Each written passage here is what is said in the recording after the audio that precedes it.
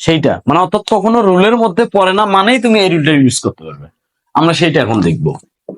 আমি একটা সেন্টেন্স লিখলাম যে কি ম্যান ইজ মর্টাল। ওকে, আমি একটা সেন্টেন্স লিখলাম হেলথ ইজ ওয়েলথ। দেখো এগুলা কোনো রুলের মধ্যে পড়তেছে না, এই রুলগুলো। এটাকে পরীক্ষাতে বলছে কমপ্লেক্স করো, এটাকে পরীক্ষাতে বলছে কমপ্লেক্স করো।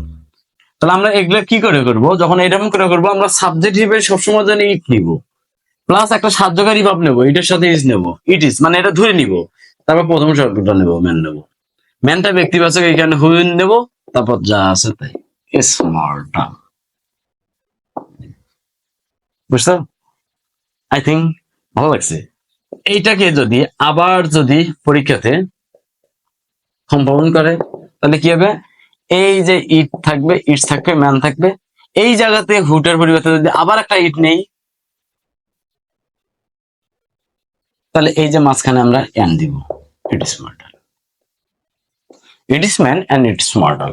এটাকে যদি আবার পরীক্ষাতে সিম্পল করতে বলে তাহলে আমরা মাথা মধ্যে রাখবো এনটা সবসময়ের জন্য উঠে যাবে, দুইটা সাবজেক্টের মধ্যে একটা হয়ে যাবে, কারণ সিম্পলে কি একটা সাবজেক্ট।